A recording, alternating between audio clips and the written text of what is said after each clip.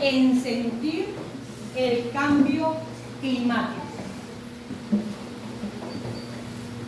Y somos la última que puede hacer algo al respecto.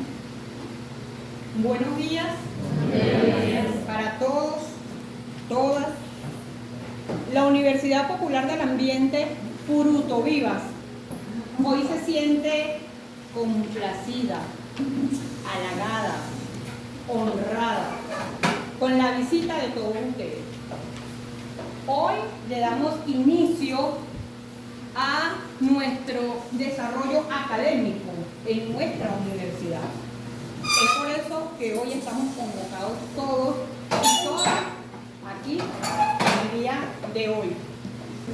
Me presento en primer lugar. Yo soy Emictinora Chávez, docente y coordinadora de gestión académica. Tenemos nuestra directora Johanna Martínez, también, que es la que conduce esta universidad aquí en el estado Portuguesa. Tenemos a la profesora Deyerlin, por favor. La profesora Deyerlin, que también es parte de nuestro equipo de trabajo, los que estamos, de nuestra estructura hoy presente.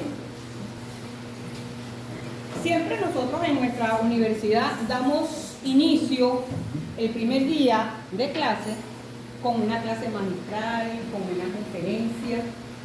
Y hoy pues tendremos un invitado muy especial que además ese invitado es profesor de nuestra planta profesional. Adelante.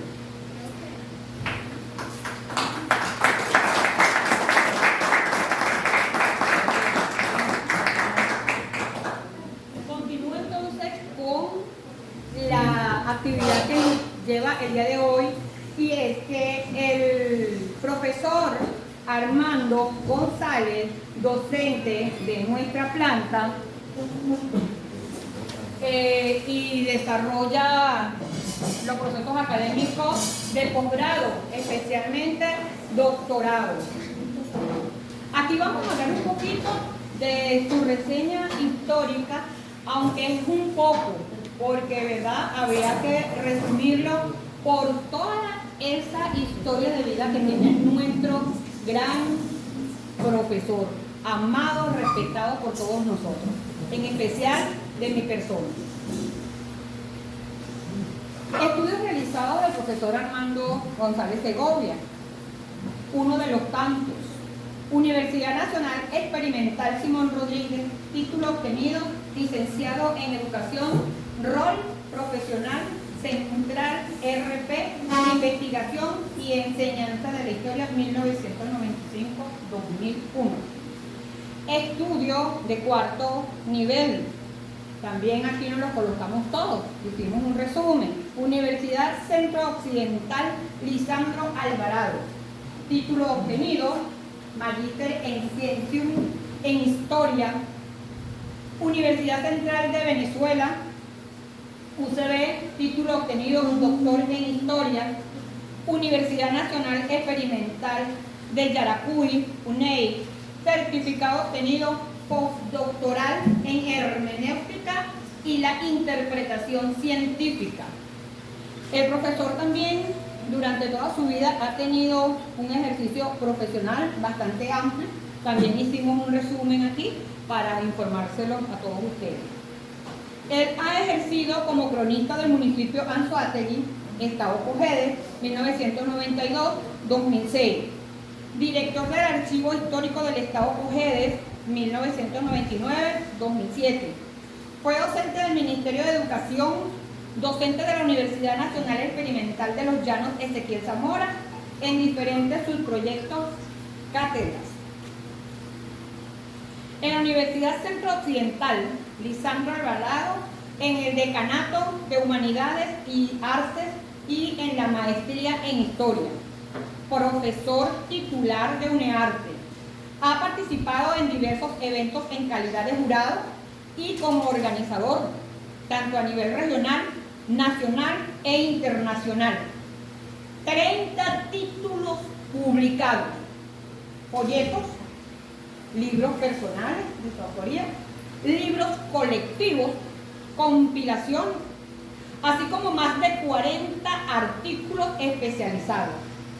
Programa de estímulo a la investigación PEI del Observatorio Nacional de Ciencia y Tecnología, categoría B. Premio Nacional del Libro 2007 y Premio Nacional de Historia 2021 del Centro Nacional de Estudios Históricos. Aquí le presento entonces, sin más ni menos, nuestro gran profesor. Por favor, para él un aplauso.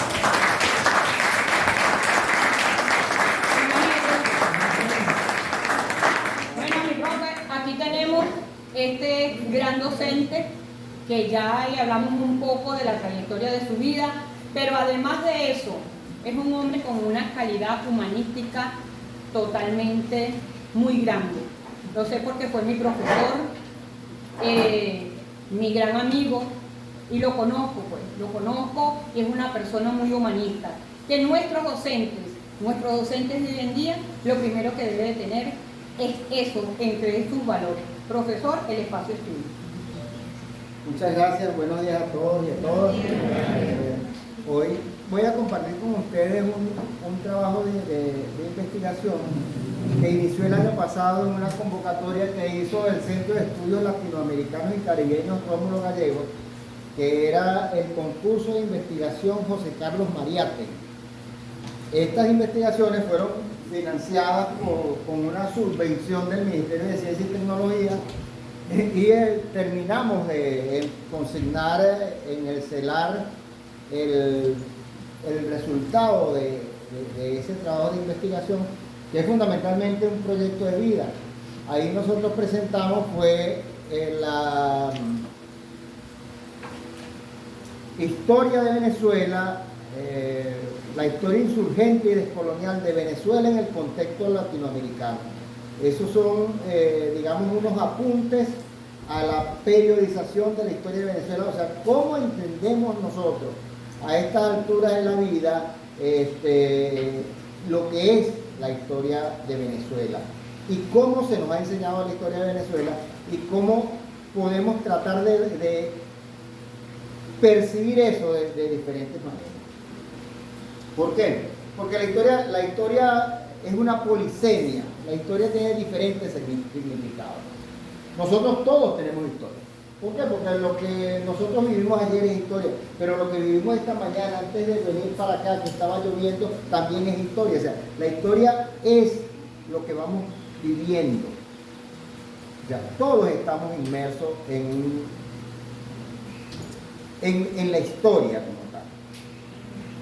Sin embargo, a nosotros se nos ha enseñado que la historia tiene dos grandes dimensiones.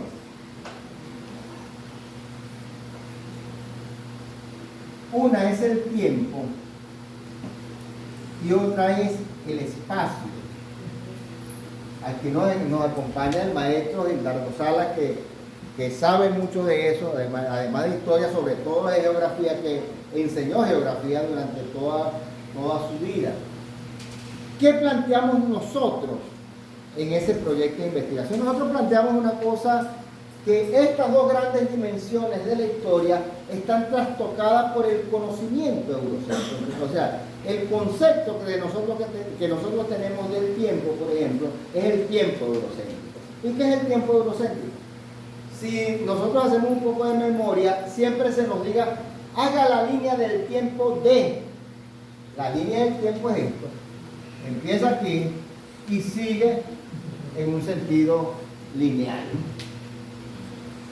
Esa es una gran primera dimensión que no escapa de la historia. La historia es fundamentalmente tiempo.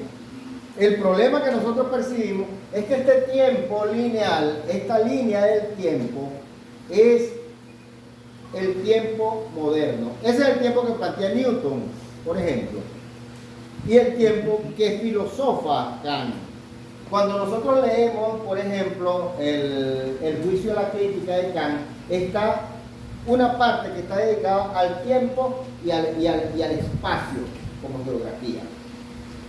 Entonces, Kant es el primero que dice hay que entender la línea del tiempo. O sea, el tiempo que nosotros estudiamos en historia, cuando lo planteamos desde la línea del tiempo, estamos hablando de un tiempo de progreso y de desarrollo.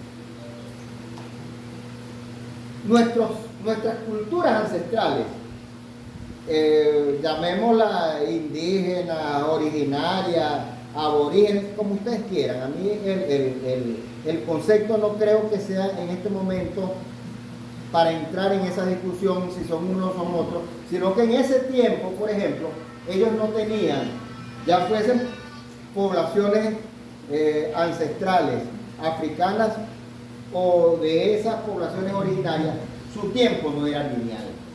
¿Cómo era su tiempo? Su tiempo venía dado por los ciclos. Ciclos que tenían que ver con el cosmos, ciclos que tenían que ver con la agricultura. O sea, eran tiempos cíclicos de eterno retorno. Siempre volver a empezar. Donde la muerte era un parte del proceso de la vida para poder seguir viviendo.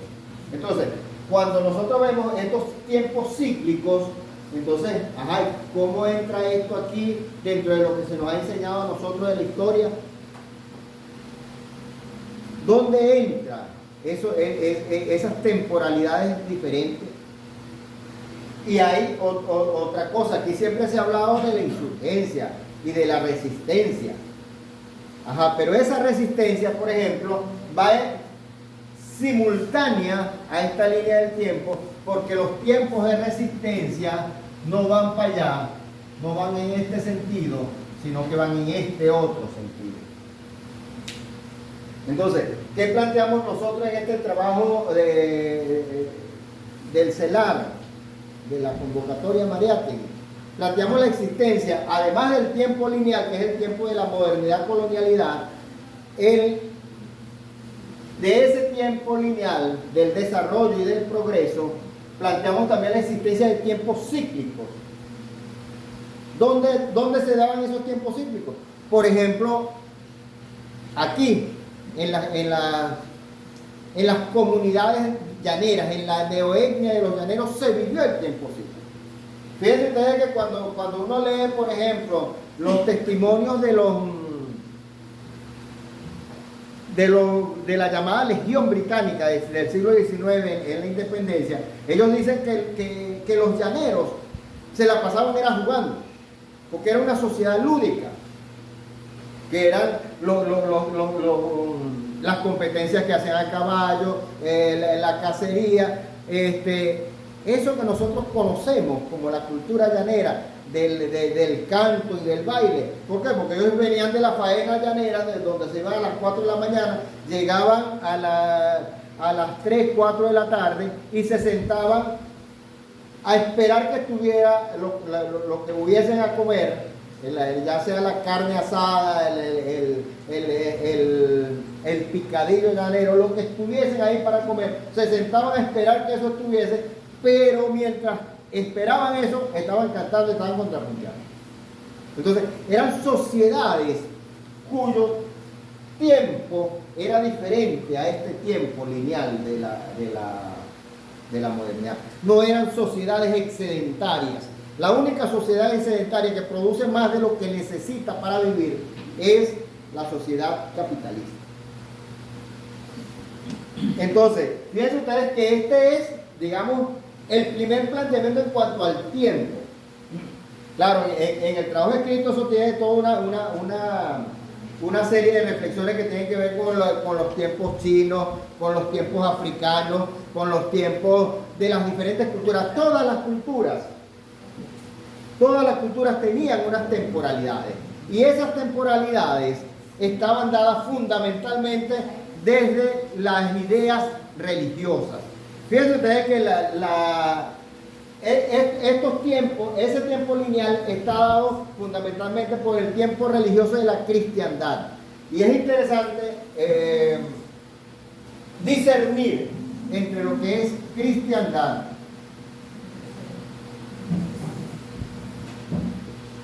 como lo plantea Enrique Dussel, y cristianismo. La distinción que hace Enrique Dussel entre cristianismo y cristiandad es que el cristianismo es una teología de la liberación. Es el Cristo que es capaz de sacrificarse por la humanidad y por los hermanos. Mientras la cristiandad es una teología de la dominación. ¿Por qué es una teología de la dominación? ¿Cómo se expresa esa teología de la dominación en este tiempo histórico colonial de Venezuela? Ustedes saben cuáles eran los bancos quienes prestaban plata en el tiempo colonial. La Iglesia Católica. Había una figura que se llamaba censos. Los censos en la Iglesia colonial venezolana,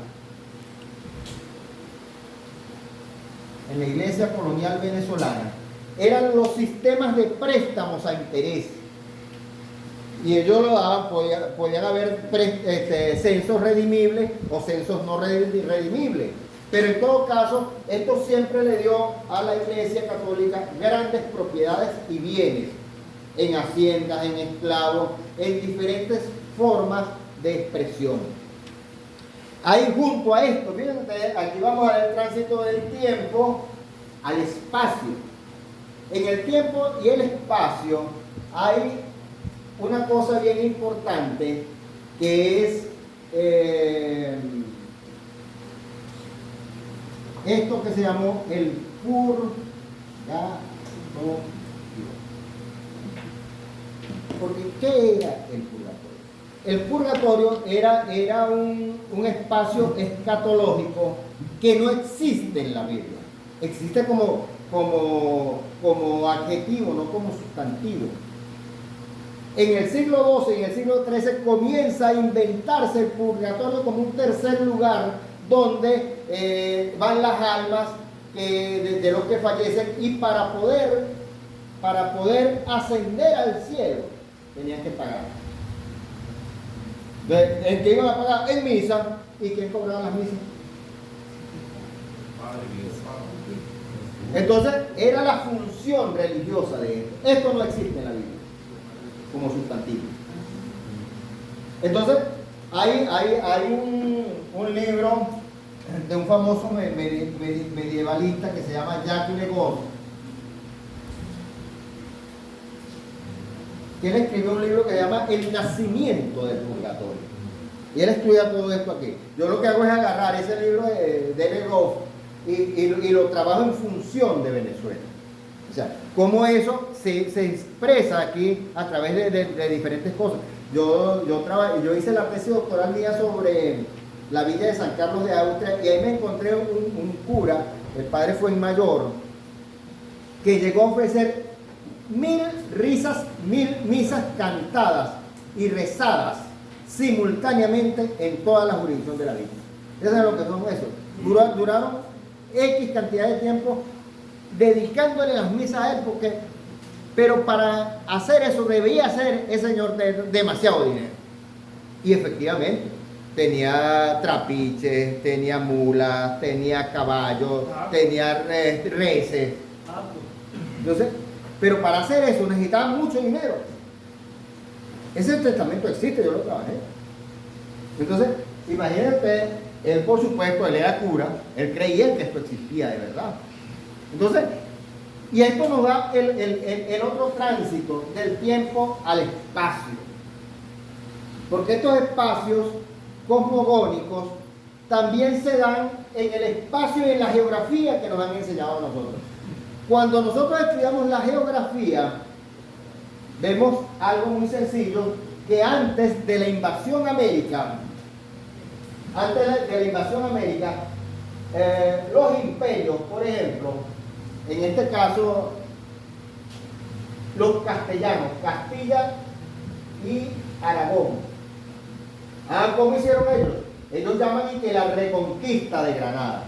Pero resulta que en el siglo VII, cuando se establecen los musulmanes en esas tierras de Granada, no existía España. O sea, no puede haber una reconquista donde nunca fue España.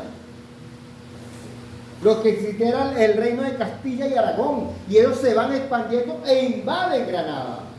¿Por qué? Porque Granada era un sultanato, uno de los más grandes sultanatos que existía, con una de las bibliotecas más extraordinarias y maravillosas que había. Es más, Europa como tal, en el oscurantismo de la cristiandad, prohibió los filósofos griegos. Los filósofos griegos llegan a Europa por la vía de las traducciones que hacen en Granada los musulmanes, Averroes y Maimónides.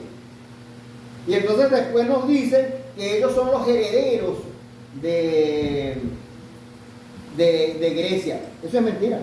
Eso históricamente surge a través de la segunda gran teoría que se da a mediados del siglo XIX, fundamentalmente desde 1848. Que hay eso que comienzan a decirlo conjuntamente cuando se da otra gran forma de invasión, que fue la invasión a China. Las grandes potencias mundiales que existían entonces era China y la India. China y la India. La única forma de intervenir en China fue la que tuvieron los ingleses a través de las guerras del opio. Hay unos famosos artículos de Marx sobre la guerra del opio en China, donde precisamente estudia eso. Entonces ellos comenzaron a meterle el opio, que era de consumo religioso, a meterlo por grandes cantidades e incentivar el consumo de opio en China. Y entonces, ya para 1850-54 empezó lo que se llamó el siglo del oprobio chino. Eso lo pueden ustedes buscar. Ahorita es muy fácil que ustedes ratifiquen cualquiera de estas cosas que yo les estoy diciendo, porque le preguntan al doctor Google y él le va a decir. Busquen el siglo del oprobio en China.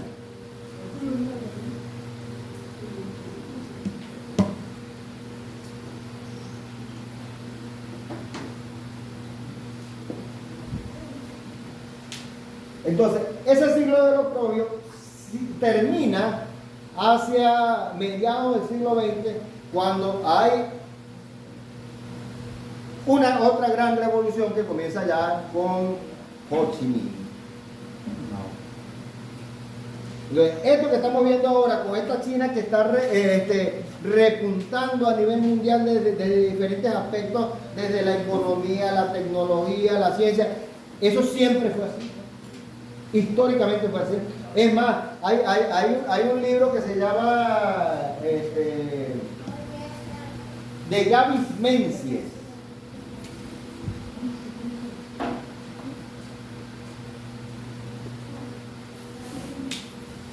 que se llama de cómo una flotilla china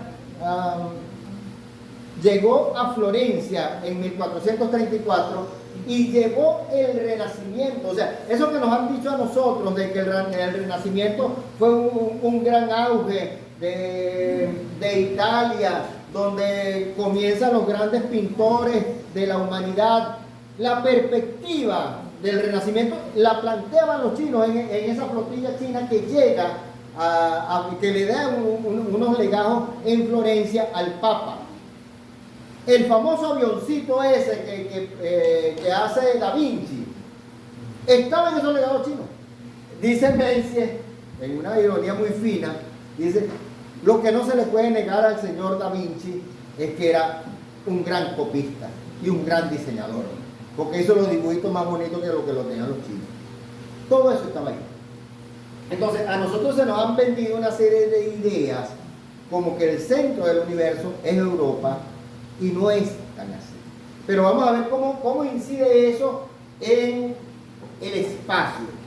Esto que tenemos aquí de Castilla y Aragón con Granada. ¿Qué pasó aquí? Ahora corremos esta línea, que es la línea de la frontera, y entonces tiramos para acá, y esto es España. 1492. Enero de 1492. La invasión de Castilla y Aragón a Granada. En ese mismo año, el señor Cristóbal Colón estuvo en esa invasión de Castilla y Aragón. Como estuvo en esa invasión de Castilla y Aragón, él sabía qué pasó allí. ¿Y qué pasó allí? Ellos, los reyes de Castilla y Aragón, no pudieron esclavizar a los musulmanes y a los judíos porque tenían Dios. Un Dios que ellos tacharon de equivocado, pero al fin y al cabo era un Dios. Entonces, como tenían Dios, tenían alma. Como tenían religión, tenían alma, tenían Dios y eran seres humanos, no los podían esclavizar. El señor Cristóbal Colón estuvo allí. Cuando llegó en diciembre de este 1492 a las tierras que denominaron América,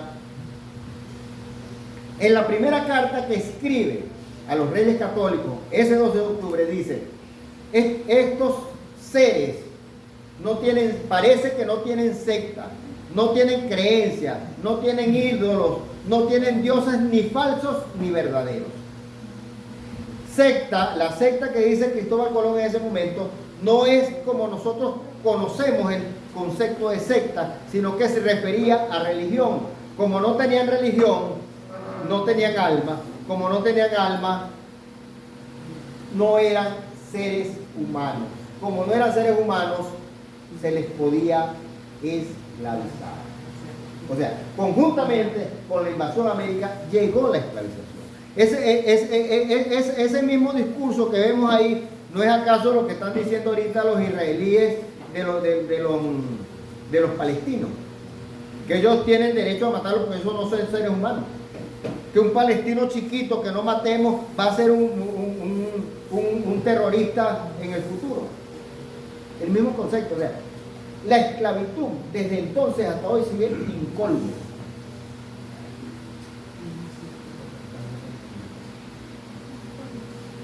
Entonces, si quiere podemos hacer la genealogía de cómo ha cambiado la esclavitud y veremos que es tan igual aquel carimbo con que marcaban a los esclavos, que era un hierro candente como las reses, que le ponían el nombre del dueño, carimbo, carimba. Y es lo mismo que están haciendo con nuestros hijos y con nuestros nietos ahorita, destruyéndole la corteza prefrontal con el celular. Es tan esclavo el niño que no soporta 2 segundos porque tiene que pasar la pantalla porque ya se le está carcomiendo la corteza prefrontal. Es un esclavo del teléfono y por tanto un esclavo del dueño y de los mensajes que van para ese teléfono. Ya, las formas de esclavitud han cambiado, pero siguen todavía.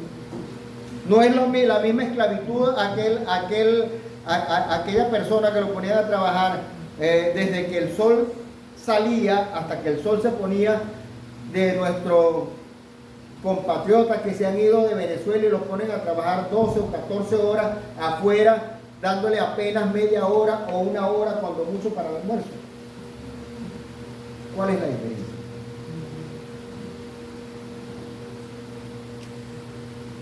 Entonces, a nosotros lo que planteamos con esos tiempos simultáneos y tiempos cíclicos es que hubo temporalidades que no son cerradas. O sea, ¿qué nos han dicho a nosotros? Hubo un tiempo de esclavitud, la esclavitud indígena. Se decía la conquista. La conquista, con la conquista buscaron oro. Aquí están buscando oro hasta ahorita. Ya.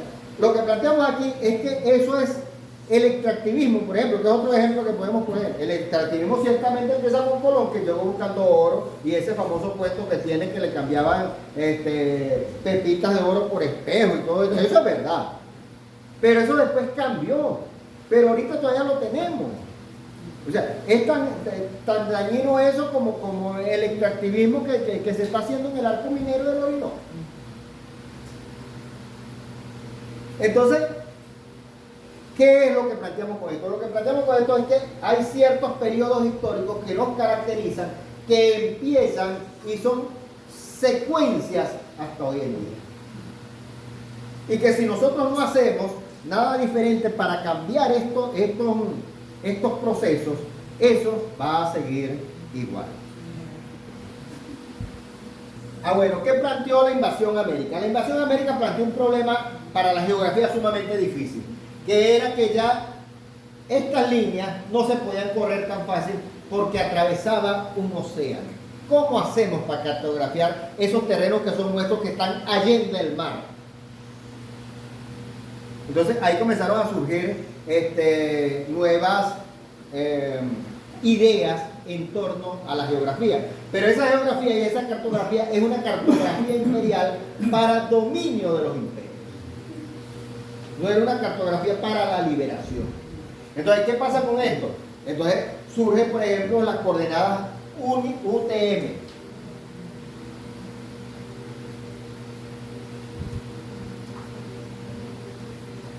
La United Travel Mercator, la unidad de medida de Mercator, que es esa que traza el Ecuador y va trazando todo eso. Y fíjense ustedes que es tan así que esas líneas, la UTM, es muy precisa hacia la zona del Ecuador, pero cuando se distancia hacia el norte o hacia el sur, no es tan precisa. Pero son líneas de dominio imperial. Así como el GPS también es una línea de dominio imperial, porque todo esto surge como tecnologías de guerra. Todas esas son tecnologías de guerra, después aplicadas en el ámbito civil. Entonces, fíjense ustedes, si la historia tal cual se enseña es fundamentalmente en sus dimensiones esenciales tiempo y espacio, y estas dos percepciones del tiempo y espacio que tenemos son viciadas, lo que nos queda para hacer una historia crítica es bien poquito. ¿Cómo hacemos nosotros entonces para tratar de ver eso que está allá? Fijémonos en otra cosa. Con esto también hay una idea de ciencia. Una idea de ciencia que se impone con esta misma cartografía imperial y este mismo tiempo imperial, y es una ciencia de dominio imperial. Una ciencia que es extractivista, porque nosotros hablamos del extractivismo. Hablamos del extractivismo que en un primer momento fue de oro, después pasó a la agricultura, primero fue lo pecuario, de 1620 a 1665, el primer producto de exportación en la provincia de Venezuela fue la ganadería, y después sube el cacao. Después del cacao hay otros rubros, hay el tabaco, el café, el añil, cambian los rubros, pero les puedo decir y asegurar que la ganadería siguió estando entre la primera y la segunda rubro de exportación por una razón muy sencilla, que el empaque donde se exportaban esos rubros era en cuero de ganado. Eran los llamados surrones. O sea, para llevarse toda esa mercancía en los barcos hacia Europa, necesitaban cuero de ganado. Por eso es que la ganadería fue muy importante en el tiempo colonial, porque es que la necesitaba para el proceso de exportación. Nunca bajó del tercer lugar, independientemente del producto que se estuviese sacando en la provincia, que eso varió. Primero fue el cacao, después hubo una confrontación con el cacao de Guayaquil, después hay añil, hay café, hay diferentes rubros, hay caña. La caña también fue de suma importancia, el tabaco. Y fíjense ustedes que aquí hay una cosa bien importante. Por ejemplo, el cacao. El cacao es americano. El tabaco también.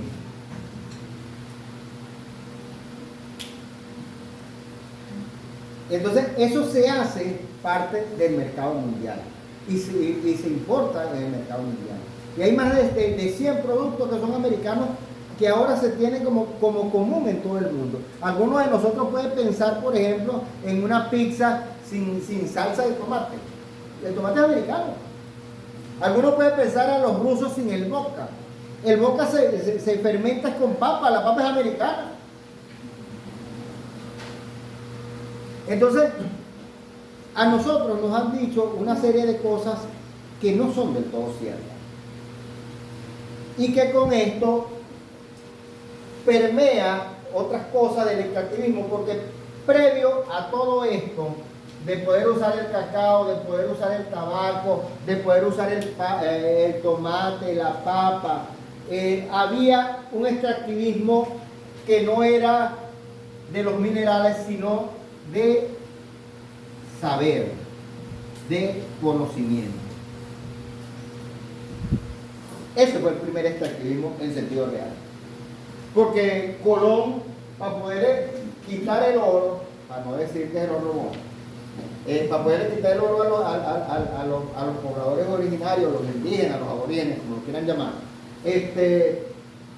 primero tenía que preguntarle, tenía que ver ese intercambio de ver de dónde extraigo eso. Y entonces, estos pobladores originarios, que ninguno era tonto, comenzaron a inventar lugares tan míticos como irreales como el Dorado. ¿Qué es el Dorado? Es un lugar, algunos dicen una montaña, que era tan rico en oro que mientras más oro sacaban, más oro brotaba. O como sucedió en Los Llanos, que fue el famoso título que le dio siempre nuestro querido Raúl H. de Pascuali, la laguna de Caranaca. La laguna de Caranaca, al igual que el Dorado, era una laguna tan mítica como irreal, donde mientras más oro se sacaba, más oro brotaba. Por eso es que el profesor de Pascuali, cuando escribió su libro, le puso Caminos de Caranaca, 25.000 años de historia, porque eran los caminos que los indígenas recorrían, que después mandaron a los europeos a que los siguieran tras la laguna de Caranaca para que buscaran su oro. Y eso hubo muchos inventos en toda América Latina. Entonces, esos conocimientos fueron también parte de ese extractivismo que hubo aquí. Y fue una cosa planificada, porque desde el mismo Colón, los reyes católicos le exigieron que llevara registro de qué había, qué plantas, cuáles eran la cercanía del agua, cuáles eran las aguas dulces, cómo se aplicaban esas plantas, cómo curaban, qué hacían. O sea, llevaban registro de eso. Después de eso establecieron otra cosa que se llamó las relaciones geográficas. Las relaciones geográficas tenían la misma función. Hubo una mejor escritas y más detalladas y otras más genéricamente detalladas. Los cronistas de India. Antes de los cronistas de India, lo que existió fue la figura del cartógrafo de India, que andaba en los barcos, también registrando todo. O sea, era una figura fundamental en el extractivismo epistémico. Cuando ustedes leen, por ejemplo, a Gonzalo Fernández de Oviedo y Valdés, que es tenido por el primer cronista mayor de América, él también entra en los libros de medicina como el primero que da las fórmulas que existían en América de medicina, porque era verdad, él la registraba, porque la necesitaba para poder llevarse todo eso para allá y saber cómo usarlo. ¿Qué hacían allá en Europa? En Europa decían, esto sirve para tal cosa, esto sirve para tal cosa, esto sirve para tal cosa, y hacían sus pruebas desde su conocimiento médico y después lo renombraban. ¿Qué hacían? Muy fácil. ¿Qué pasa con nosotros con la sábila? La sábila es uno de los remedios más extraordinarios que hay. Pero nosotros en lugar de usar sábila, entonces vamos a comprar la pastillita de Natural Sucin de aloe vera. Porque da más caché, pues. En vez de agarrar la plantita de la casa, que la tengo ahí, y lavar el cristal bien lavado y usarlo para lo que lo vaya a usar, para la cicatriz, para eso. Yo recuerdo que mi abuela, los óvulos vaginales de mi abuela eran sábila lavadas. O sea, las mujeres siempre han buscado la manera de sanarse y eran las grandes sanadoras de la humanidad, han sido las mujeres.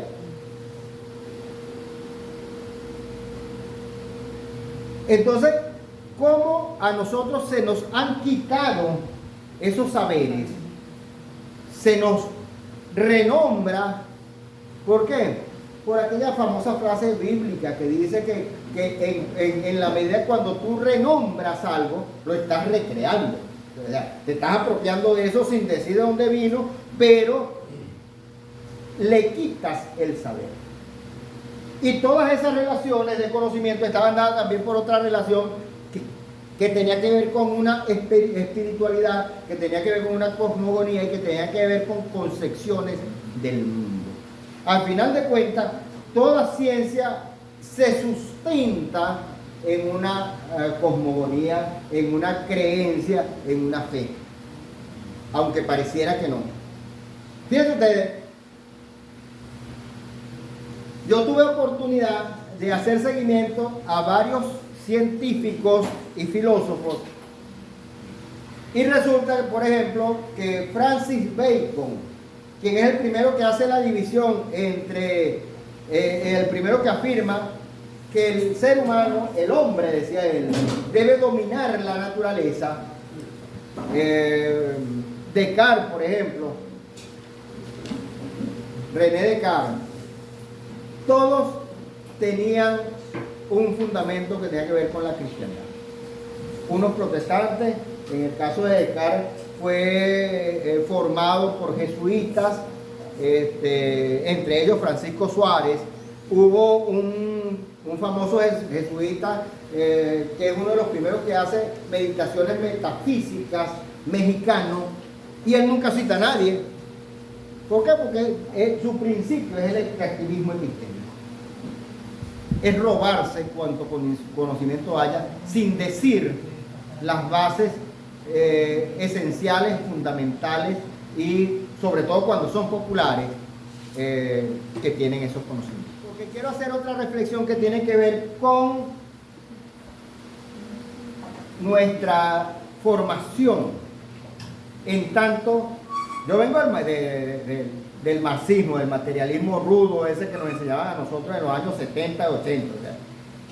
Y resulta que ahí se nos enseñaba a nosotros varias cosas que estamos ahora tratando de repensar sin salirnos del marxismo y sin dejar de ser marxistas, de percibir desde otras ópticas del conocimiento, porque pareciera que hacia allí nos lleva los resultados que hemos encontrado.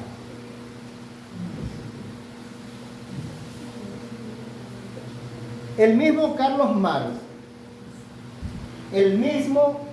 Carlos Marx dice que en cartas a Engels, él dice que él tuvo que acentuar el carácter económico de los modos de producción y su importancia ante el idealismo que permeaba los estudios de filosofía y de historia que había.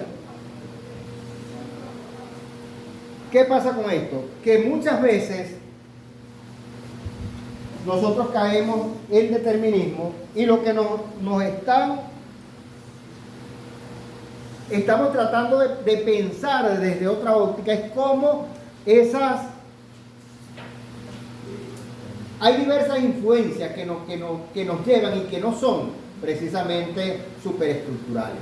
O sea, esa división entre infraestructura y superestructura no parece poder delimitarse bien. Eso que le contaba, por ejemplo, de la función económica de la iglesia en el tiempo de la colonia y que pervive hasta hoy en día. Una de las grandes industrias que hay son las religiosas,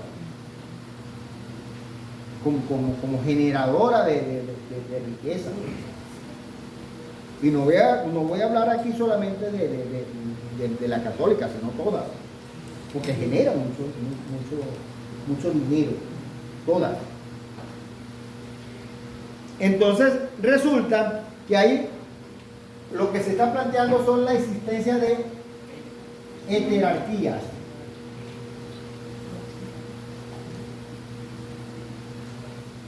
La otra vez que estaba hablando de esto, hubo una profesora, gran amiga, que me dijo, ¿y qué es eso? Bueno, si nosotros en lugar de éter, que son varias, ponemos jerar, ahí no hay extraño, ¿verdad? Jerarquía. Porque la jerarquía implica uno primero, otro después y otro después. Las jerarquías me colocan todas a un mismo nivel y que pueden en algún momento estar unas primero, en otro momento estar otras, pero que funcionan todas en conjunto. ¿Me voy explicando? Sí. Bueno. Entonces, ¿qué pasa? Cuando planteamos la existencia de jerarquías en un sistema civilizatorio moderno colonial, fíjense ustedes cómo estoy tratando de utilizar la categoría moderno colonial. Porque ¿qué pasa? Cuando yo digo capitalismo,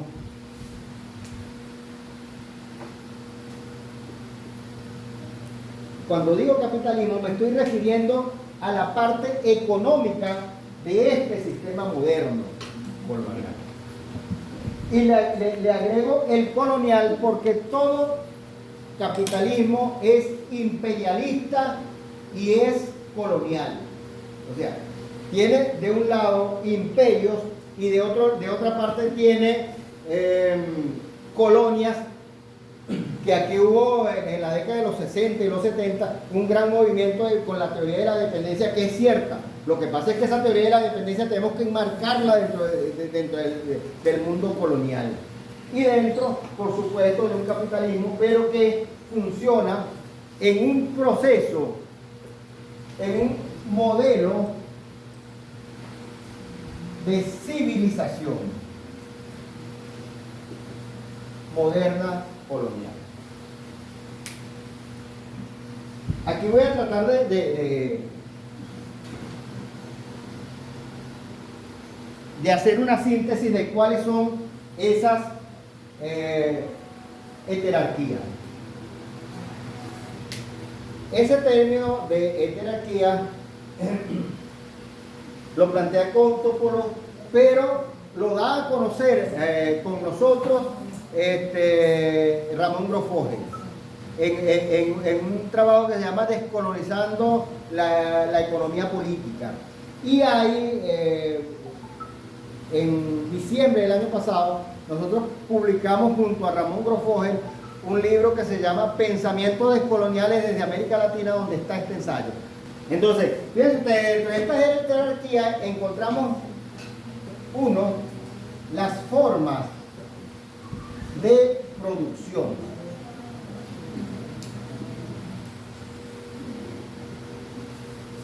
Y dos, una división internacional del trabajo. Son varias, voy a tratar de hacer la síntesis lo más rápido posible y lo más claro posible. En la forma de producción, ¿qué tiene que ver la forma de producción aquí? Que, por ejemplo, a nosotros, todas las formas productivas que se dieron desde la colonia hasta hoy, hay quienes hablan de esclavismo, pero aquí no hubo siervos de la gleba ni nada de esas cosas. Hay relaciones esclavistas de producción, pero no hay una esclavitud como se dio en Roma o en Grecia, por ejemplo. Hay una división internacional del trabajo, que era aquella que le estaba comentando, en torno a los imperios y a los países y las naciones que sirven o que alimentan esos imperios. Entonces, así como hay aquí en esta forma de producción, generalmente existe opresión y y explotación. ¿Qué pasa? Marx en el manifiesto del Partido Comunista, él dice que la historia de la humanidad es la historia de la lucha de clases. Sin embargo, ponernos a dibujar las clases sociales existentes ahorita nos llevaría un tiempo con el cual no vamos a dejar esta división y que cada uno de ustedes se pregunte a sí mismo y se responda en qué parte de estas formas y de esta división está. ¿Está entre los que oprimen o está entre los explotados, entre los oprimidos? Yo no tengo duda que yo estoy dentro de los de abajo, dentro de los oprimidos. Que cada uno saque su cuenta y vea a ver dónde se ubica. Y en ese mismo nivel, ¿en cuál de esos está? ¿Está dentro de los que son completamente oprimidos? ¿Está dentro de los prestadores de servicios? ¿O en qué nivel está? A la División Internacional del Trabajo, entre lo que son los imperios, yo creo que pocas personas tienen la capacidad de percibir el cambio que estamos viviendo ahorita a nivel mundial. Nosotros estamos viviendo algo extraordinario, que es ver cómo va a cambiar o está cambiando la geopolítica mundial desde el imperio norteamericano, que desde la Segunda Guerra Mundial hasta ahorita estaba dominando el planeta, a otro concepto que no se sabe qué es, que es lo que estamos planteando en ese trabajo de investigación. Yo dije, el capitalismo y el modelo civilizatorio moderno ha demostrado en más de una oportunidad que puede reinventarse, que puede rehacerse. O sea, aquí no es tan así que dice que esto va y va a crearse algo nuevo y vamos a hacer mejor. Esto puede irse para peor. Esa es una posibilidad real. Puede haber la otra, que sea mejor. A esa es que nosotros abonamos y planteamos por lo menos las ideas que nosotros queremos expresar, a que sea mejor, que sea más justa, más equitativa. Porque fíjense ustedes que lo igual no es justo. Porque si nos vemos aquí, en que todos somos explotados, pero hay otros que están peores que nosotros. Si nosotros nos llega una torta y nos la partimos todos iguales, los que están peor van a seguir peor. O sea, lo equitativo no es justo. Entonces, esta División Internacional del Trabajo plantea esa dinámica mundial que se está viviendo ahorita. Pareciera que tanto China como Rusia y la India van a crear un nuevo modelo. Pero lo que sí les aseguro es algo, que ningún sistema se deja morir de buena manera. Con esto les estoy diciendo que esos barcos que están en el norte, en el mar Caribe, pueden atacar. O sea, es una cosa que es real. Y no le estoy diciendo esto para que salgan nerviosos de aquí, ni nada de eso. Posiblemente no. Pero esa es una posibilidad que hay que tenerla presente. Y fíjense ustedes que nosotros le estoy diciendo que yo vengo del marxismo rudo, al igual que Girdardo, los Girdardos, que es otra gente que está aquí. Pero nosotros todavía, que vivimos en las rebeliones de los 70, de los 80, nosotros no estamos preparados. Porque a nosotros nos quitan los celulares y quedamos incomunicados. ¿Y quién le dijo a usted que aquí cuando explota una invasión, lo primero que quitan es la luz? Con la luz quitan el agua. ¿Quién de nosotros tiene comida en la casa para aguantar por lo menos 15 días sin salir de la casa? Ninguno. Ni para 3. Entonces, ¿cuáles son los sistemas organizativos que nosotros vamos a montar? Eso tenemos que hacerlo. Fíjense ¿qué les planteo con esto? Y voy a ir a dos manos con una cosa. La debilidad de Estados Unidos se ha planteado, por lo menos que yo conozca, en Filipinas,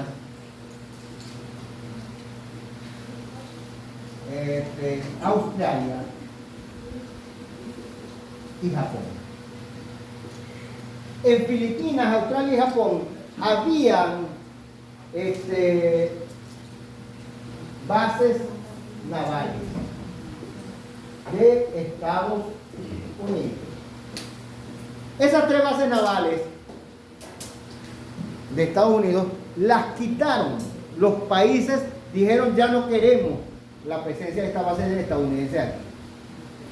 En un primer momento, por eso es que esta base se mueve, y son los 10.000 soldados que tenemos nosotros en el Caribe. Eso no lo ha dicho nadie hasta donde yo sé. Hasta donde yo sé, nadie ha hecho esa relación entre el desalojo de estas 3 bases navales y el desarrollo y la invasión de los tanques esos que tenemos en el Caribe. Yo creo que inicialmente la intención no era invadir nada. Esa es mi percepción de la idea. A lo mejor estoy equivocado.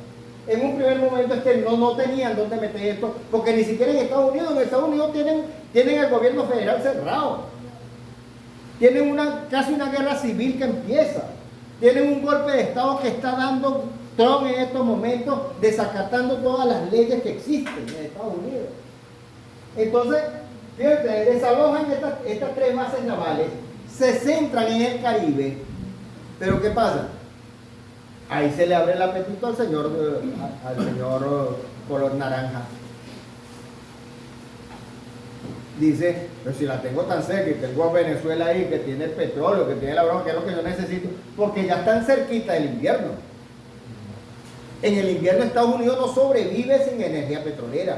Y acaba de quemarse una de las plantas petroleras que tenían ahí cerquita de México, que comenzó a pedirle petróleo a Claudia Sheinbaum.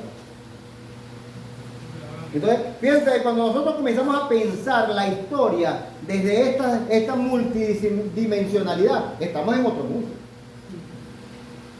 Porque la comprensión es diferente. Y eso es algo que nos mueve ahorita. O sea, yo estoy rogando que empiece el invierno, porque el invierno obliga a Trump a negociar con Venezuela. Porque el que aporta la energía para el balance mundial en todas las guerras mundiales que hay de mediados del siglo XX hasta ahorita es Venezuela. ¿Por qué? Porque el siglo XX fue un siglo petrolero, mundialmente petrolero. ¿Por qué? Porque hasta entonces no había motores de combustión. Los motores de combustión se dan precisamente a partir de la Primera Guerra Mundial, cuando hubo más de 30 modelos diferentes de vehículos de guerra para la Primera Guerra Mundial. Y eso funcionaba con petróleo, con gasolina, con diésel. O sea, el siglo XX fue un siglo donde la economía fue fundamentalmente basada en hidrocarburos. Todavía tiene un peso suficientemente grande en él. Entonces, al empezar el invierno en Estados Unidos deberían negociar antes de eso, porque es que no van a aguantar el cero. Nadie aguanta un frío bajo cero. Nadie. Todo eso son opciones que tenemos nosotros en todo esto. ¿Puede ser para mejor? Ojalá. Todos apostamos hacia allá. Pero no hay que ser muy inocente ni está pensando que eso necesariamente va a ser así. Porque tenemos el otro contrapeso que aquí voy a desinflarlo un poco. ¿Por qué? Porque con Rusia y con China se puede contar en la medida que sus intereses den para defender a Venezuela. Más allá no. ¿Qué pasa? ¿Qué pasaba con Siria, por ejemplo? Siria está casi lindando con Rusia y con un país por medio de China. Tumbaron al gobierno chino, el gobierno de Siria, y no pasó nada.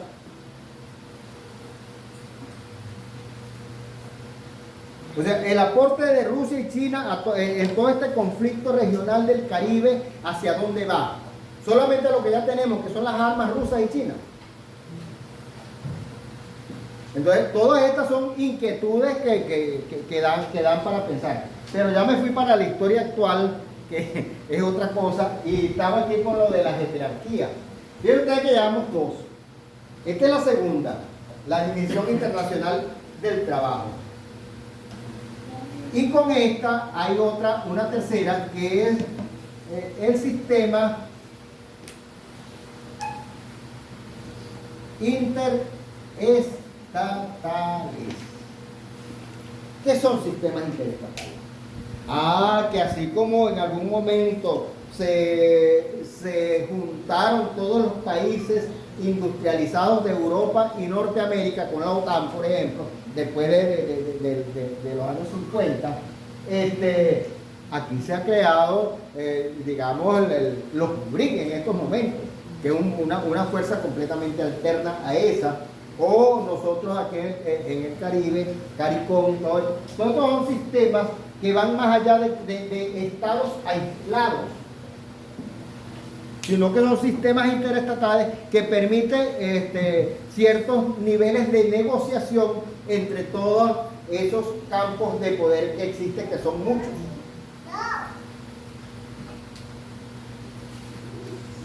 Y viene un cuarto, que es el racismo. Fíjense ustedes que yo estoy numerando esto, pero ya les dije que esto no funciona en escala, sino que funciona más en un círculo que en una escala. O sea, todo eso va funcionando entretenido entre uno y otro. El racismo, por ejemplo, los marcadores, ¿qué es el racismo? El racismo es una línea imaginaria entre lo humano y lo no humano o subhumano. Un ejemplo que ya lo dije. Cuando Colón llega aquí y dice que los pobladores de aquí no tenían secta, no tenían religión, no tenían Dios ni malos ni buenos, los lanza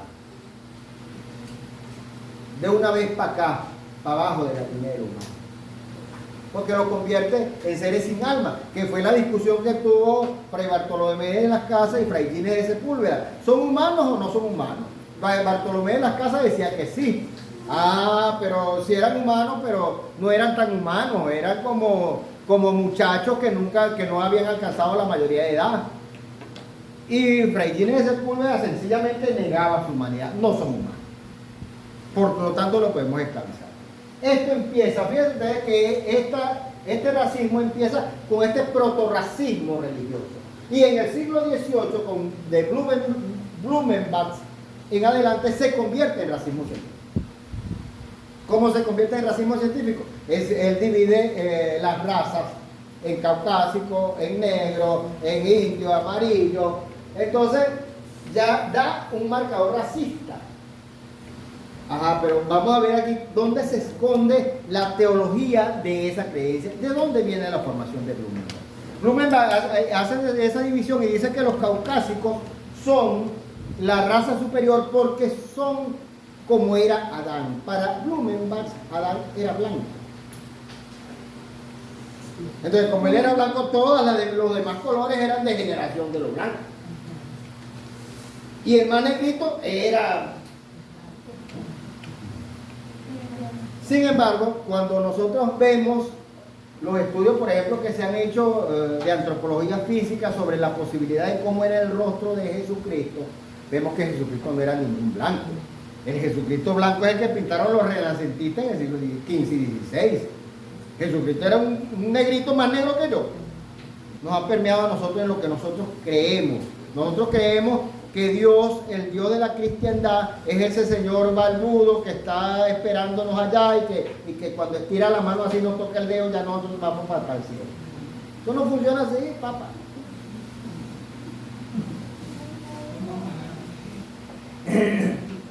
Entonces, fíjense, pero esta línea divisoria entre lo humano y lo no humano tiene diferentes marcadores de racismo. En estos casos eran racismo biológico, racismo étnico, pero también hay racismo que tiene que ver con religión, como lo aplica aquí Colón. Hay racismo que todavía tiene que ver con cultura, hay racismo que tiene que ver con nacionalidades. O sea, el marcador puede variar, pero siempre hay uno que se considera que es humano y el otro que no es humano. Y vuelvo al caso de Israel con Palestina. El argumento de Israel es que ellos son los que andan buscando la tierra prometida y los otros no son humanos. O sea, matarlos a ellos no tienen ningún problema porque no son humanos. Es bien sensible porque creo que es la primera vez en toda la historia de la humanidad que se da una masacre de esta magnitud, donde no solamente se asesina, sino que se asesina con orgullo y se muestran los cadáveres con orgullo. Cuando Hitler, cuando llegan que descubren los campos de concentración y van grabando, porque esas grabaciones existen, que van grabando la broma, los soldados, los soldados nazis se sorprenden que lo están grabando y que lo están apresando. Ellos no sabían que no los estaban televisando. Eso se conocen las últimas grabaciones, pero son las últimas, no todo lo que pasó ahí. Aquí hay un regocijo mundial por la muerte de los palestinos. Eso es la muestra más grande de inhumanidad que nosotros hemos tenido en muchos años. Es así. Entonces, vamos con el otro punto. 5.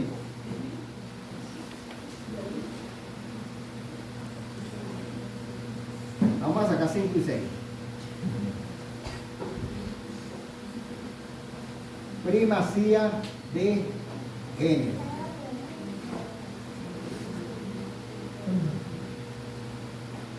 Privilegio heterosexual. La primacía de género. ¿Cuál es la primacía de género? ¿Cuál será el género que tiene primacía? El patriarcado. ¿Y de dónde viene el patriarcado? ¿Cuál es el gran libro patriarcal del mundo? La Biblia.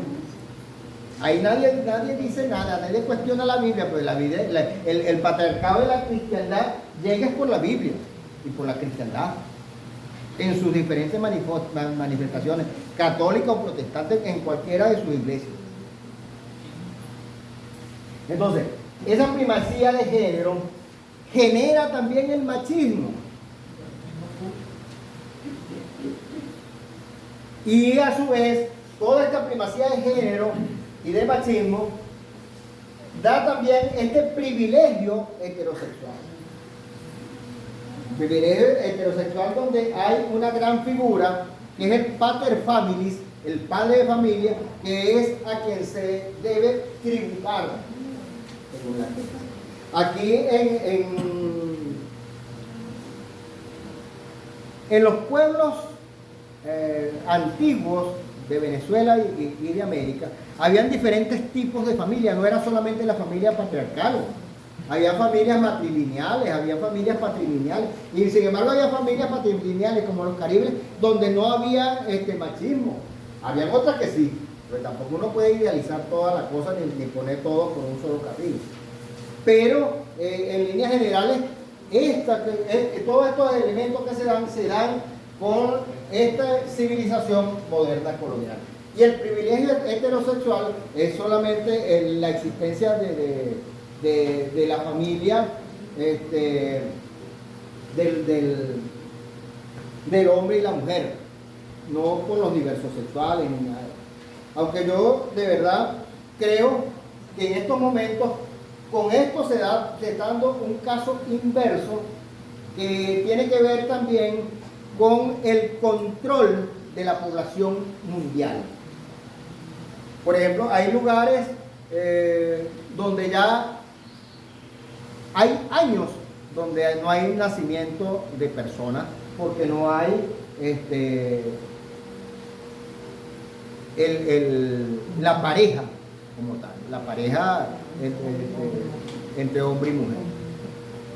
Entonces creo que esto también tributa hacia allá el problema de eso, pero es algo que es bien sensible. Sin embargo, esto se da en toda esta sociedad moderna colonial.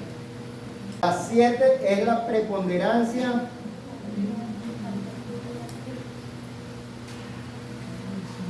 espiritual de la cristiandad.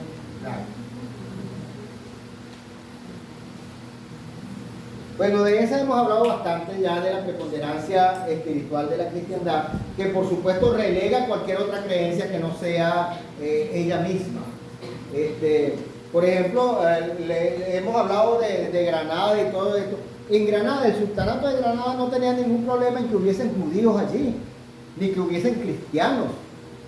Quien sí tiene problemas, que existan otras creencias, porque la tacha de brujería, hechicería, y de todo lo que quiere es la cristiandad. Por eso es que ella se plantea la unificación en torno a una sola religiosidad, descalificando todas las otras religiosidades.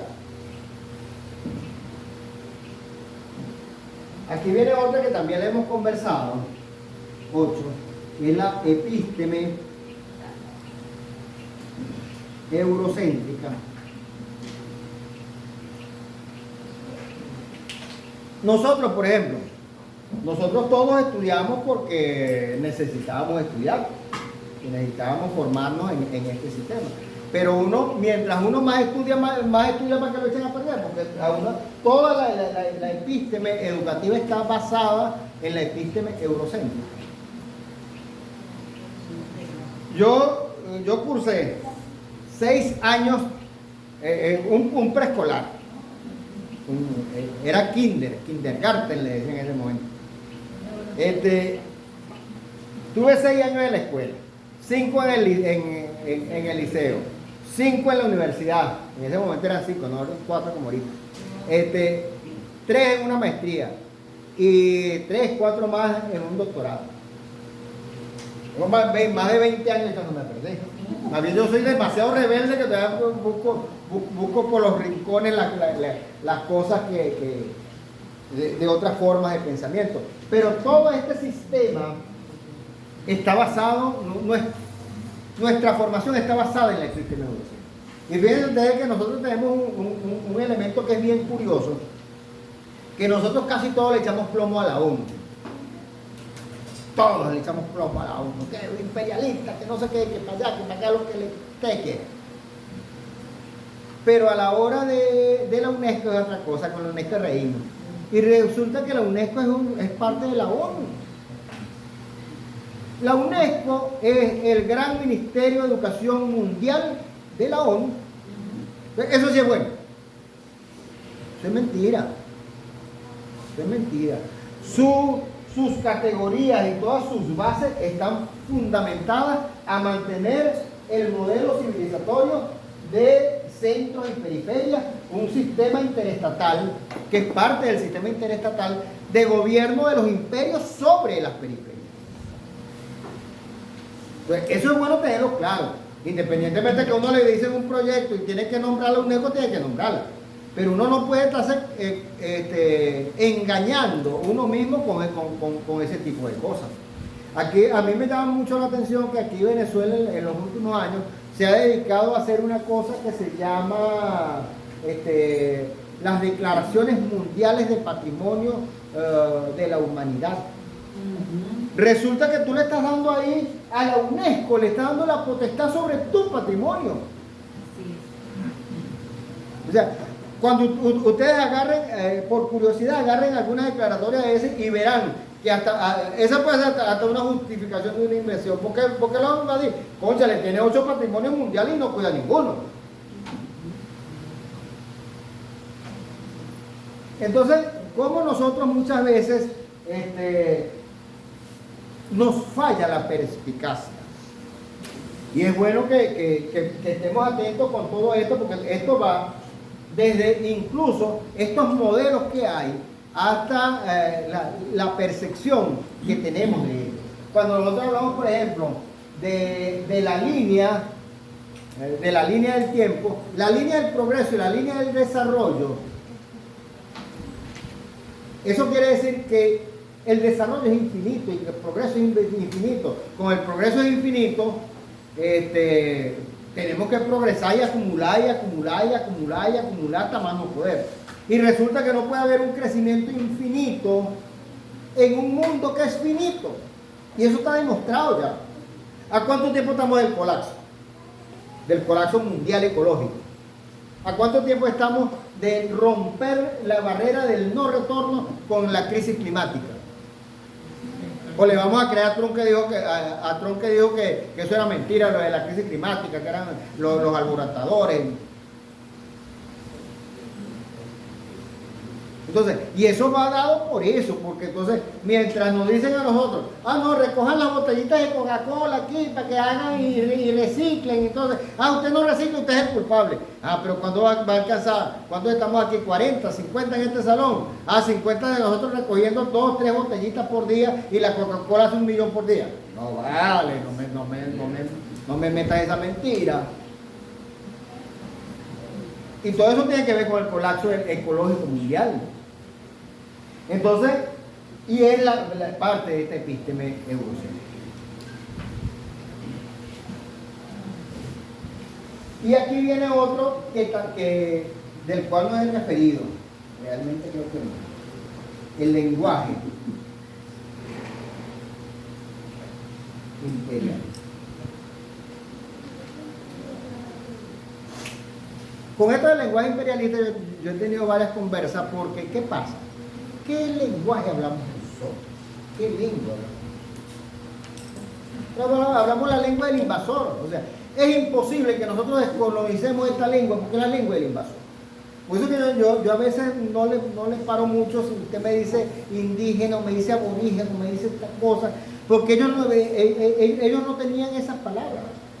Nuestras palabras no son sus palabras.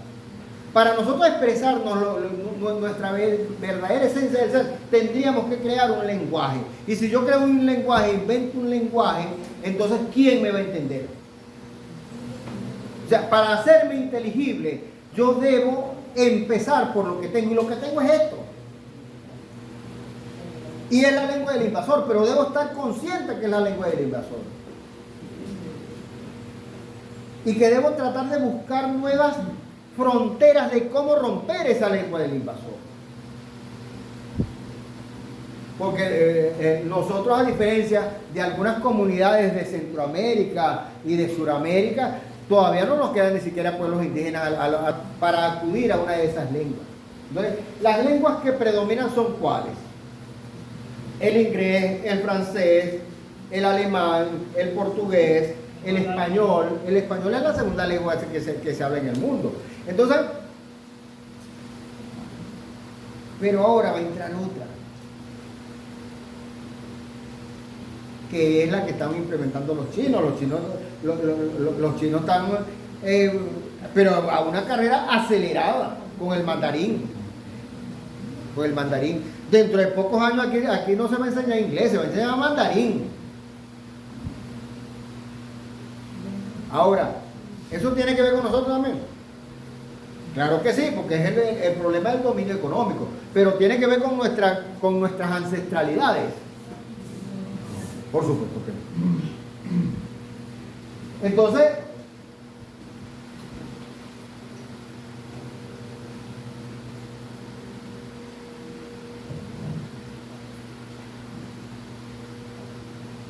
ya vamos a terminar.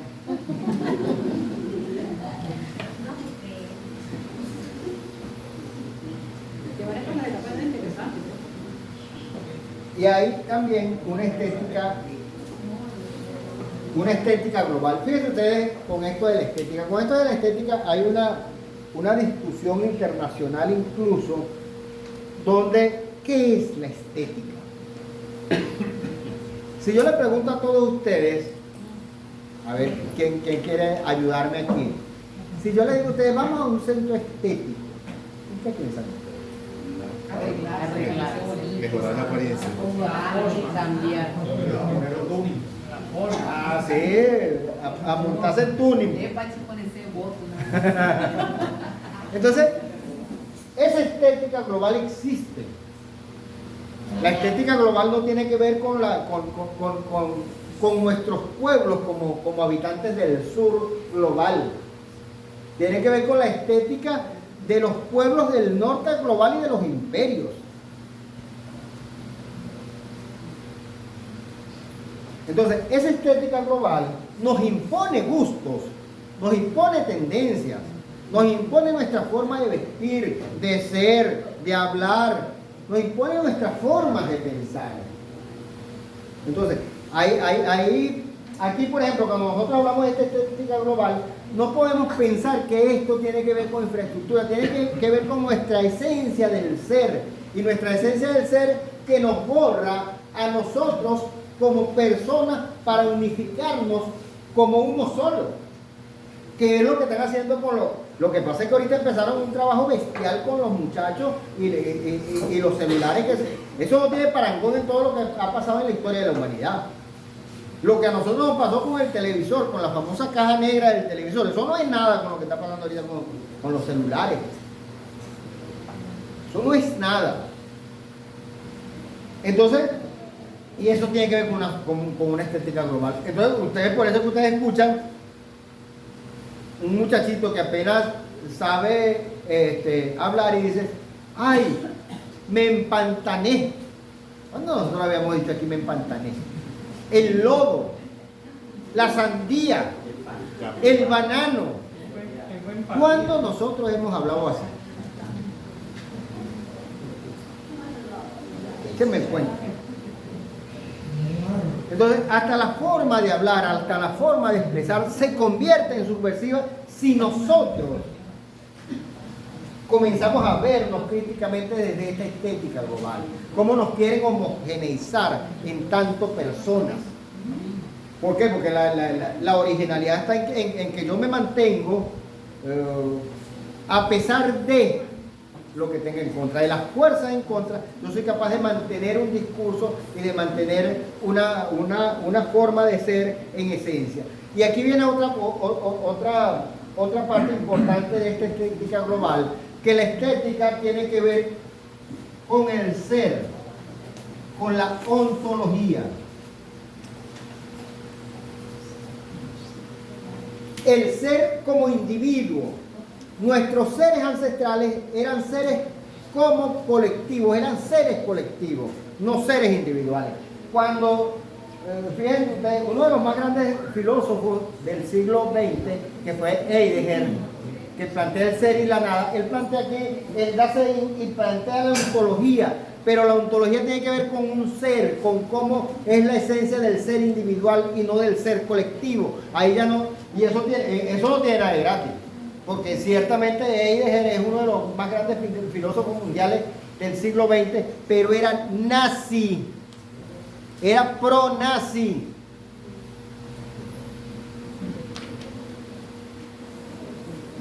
Entonces, cuando uno ve por qué se exalta a este señor a esos niveles, además de que ciertamente tiene muchos aportes, por eso, porque nos trae para acá, para este tema.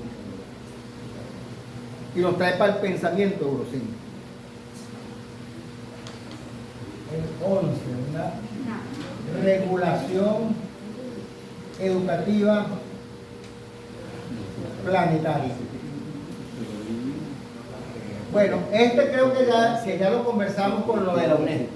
Una regulación educativa planetaria. Los planes de educación ahora no lo hacen los ministerios de educación de las naciones, sino que lo hacen las grandes corporaciones a través de la UNESCO. O sea, no crean ustedes que esto no está pensado, esto está sumamente pensado y perfilado. Así como lo están pensado todos los algoritmos de esos aparatos que nosotros manejamos y que ahora le dicen inteligencia artificial.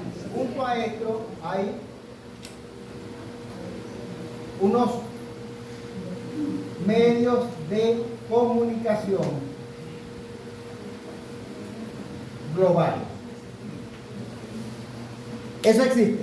¿Ustedes creen que hay un solo sistema de comunicación global, que la mentira que dice Trump aquí la repiten allá y la dicen en todos lados, y esa es la verdad mediática que existe?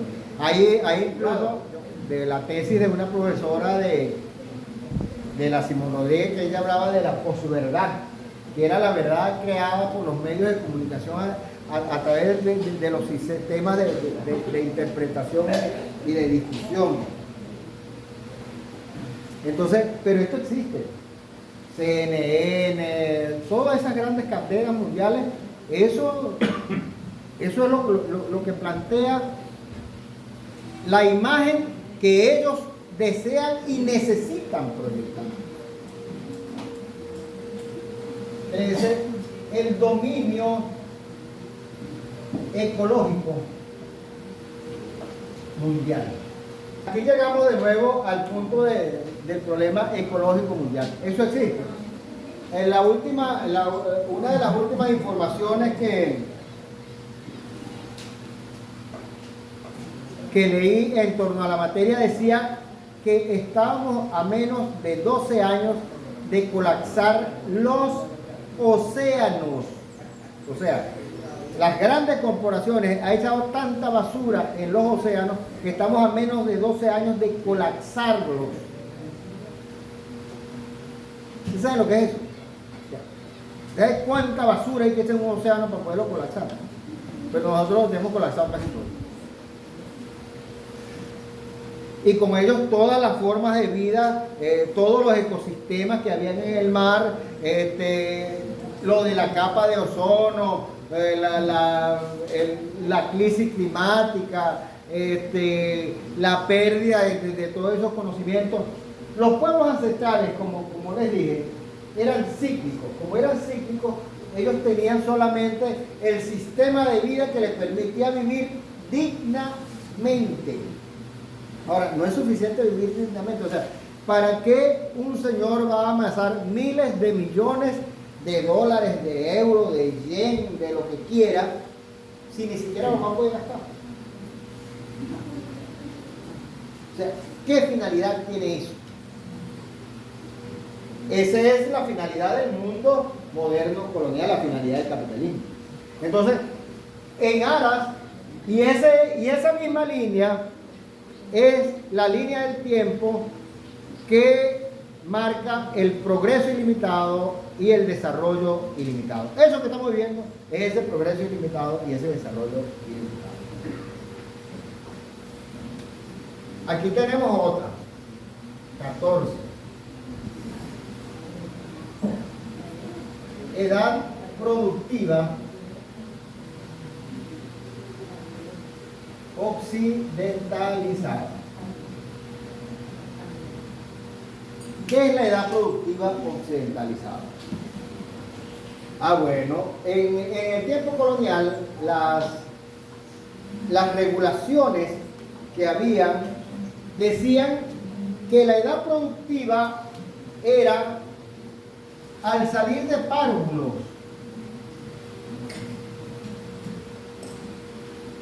Desde los 14, 16 años hasta los 60 años. Esa era la edad productiva en el tiempo colonial. Esto ha cambiado hasta ahorita. Le pusieron 18, en lugar de 14 y 16 son 18. 18 hasta los 60. Esa es la edad productiva. ¿Ah? En algunos casos le pusieron 65. Y en Europa son 70. En Europa son 70. En Europa una persona como yo de 6 rueditas de un muchacho.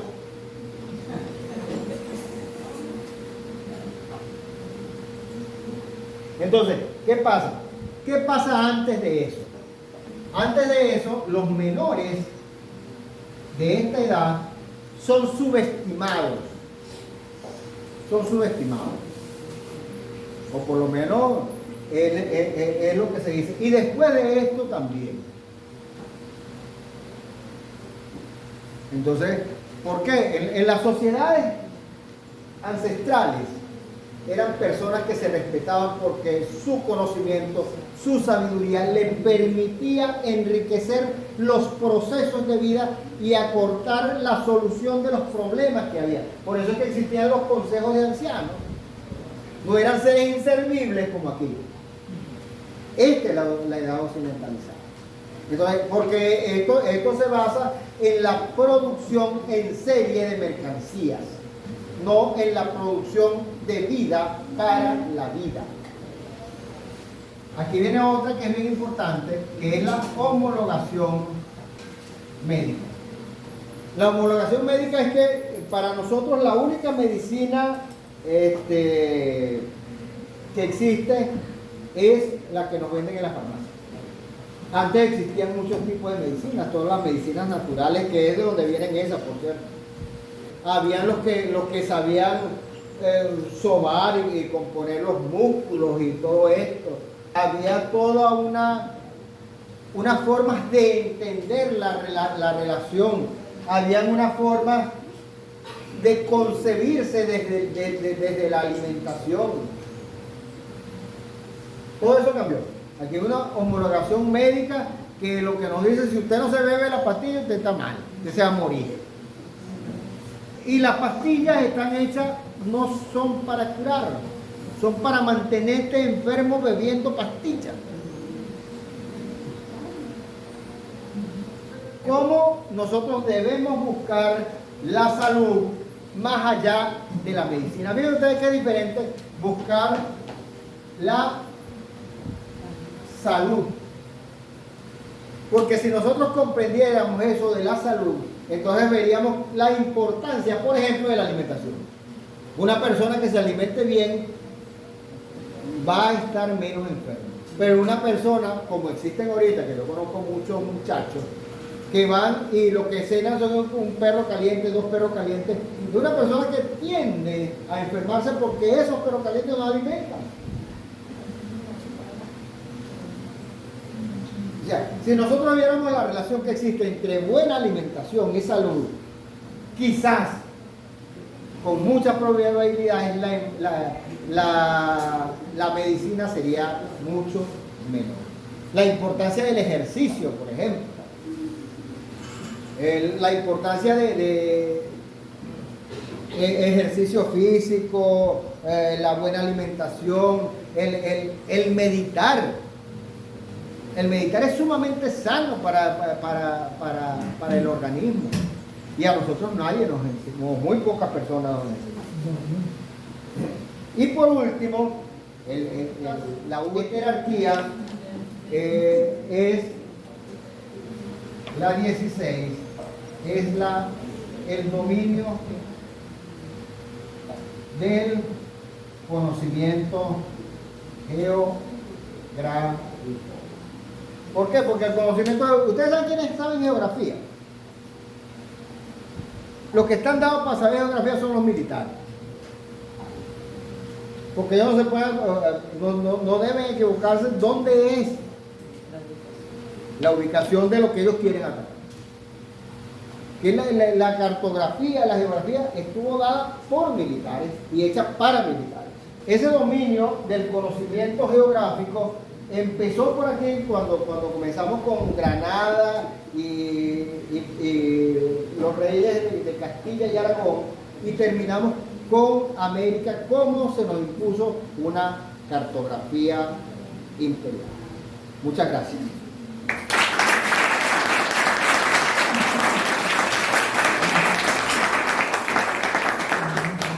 No sé si tienen algún comentario, sugerencia, alguna pregunta.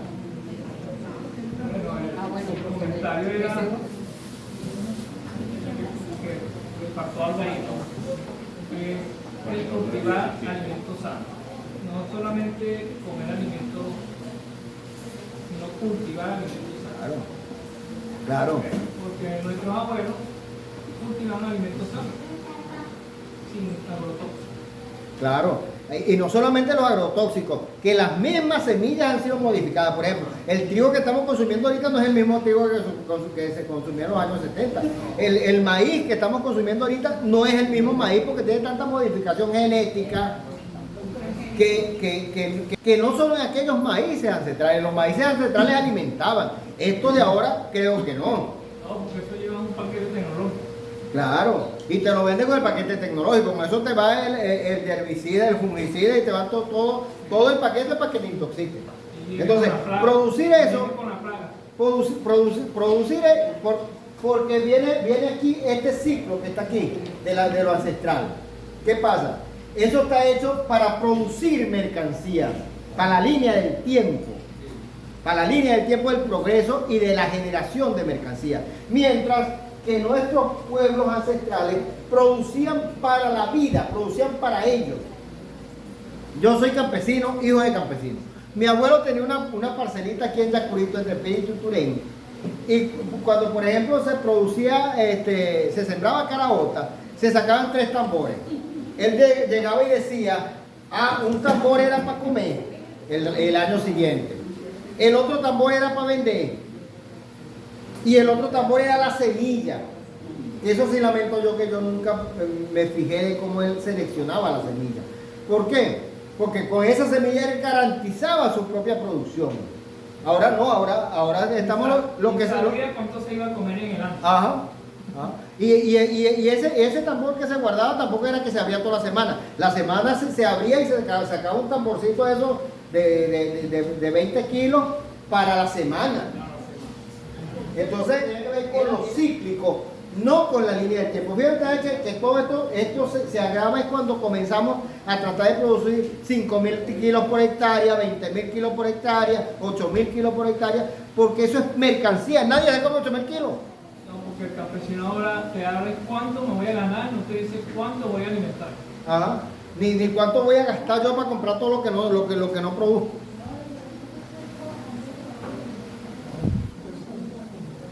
Por favor, ¿puedes repetirme el apellido del autor de la jerarquía, Ramón? Grosfoje. Grosfoje. ¿Le vamos a dar clase a ella? Sí. Clase a ella. Otra pregunta. ¿Quién quiere hacerle una pregunta, profesor? Yo quisiera decir algo con respecto a lo que tiene que ver con la línea de espacio y tiempo, ¿no?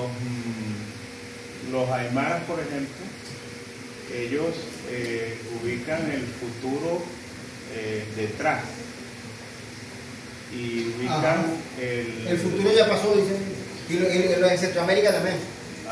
Atrás. Y ubican la historia delante. Entonces ellos dicen, ¿por qué delante? Porque la podemos ver. El futuro no lo podemos ver.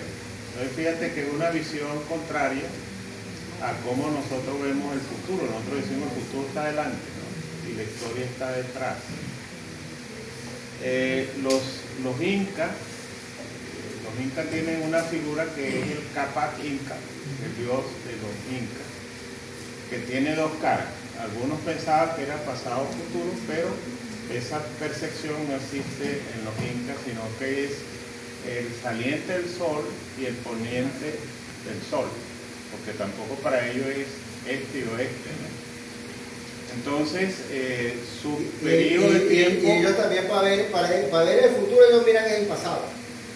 Ellos el tiempo no es tampoco como el nuestro, ¿no? O sea, y el de los indígenas, yo estoy bastante de acuerdo con esa percepción que el tiempo es cíclico. Entonces, en el tema nuestro de siempre ver el tiempo, debemos ver el pasado, el presente, que desde Aristóteles para acá se viene discutiendo de cómo comprender la realidad. A veces creemos que conocemos la realidad y resulta que andamos perdidos en la realidad. Y el futuro, o sea, la perspectiva. Entonces, en tu escenario de jerarquía, bueno, hay escenarios de futuro, o sea, de visiones de futuro, ¿no? Por supuesto. Y otro que tiene que ver con el tiempo, el espacio, su eterno compañero, que es la velocidad. Entonces, nosotros, y esto voy con las universidades, ¿no? Cuando nos estamos administrando un subproyecto, uno ve la bibliografía y tiene 2 elementos que uno puede criticar. El 70% de la bibliografía es occidental. Pero no solo eso, sino que casi que toda la bibliografía de todos los proyectos que uno revisa, pareciera que nadie escribió hasta el año 2000. O sea, no hay autores nuevos del año 2000 incorporados en la bibliografía de los currículos de las universidades. Entonces, es un elemento que es curioso, pero que tiene que ver con esa línea del tiempo, ¿no? porque en estos días había un señor por allí, no me acuerdo, o sea, tenía un tema con la regeneración, cultivo regenerativo, o sea, todo eso. Bueno, yo doy ecología y uno investiga y resulta que la primera vez que se habló de regeneración en 1920.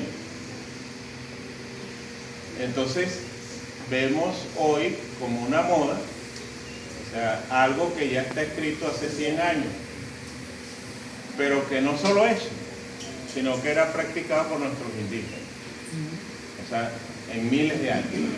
Entonces, en la línea del tiempo,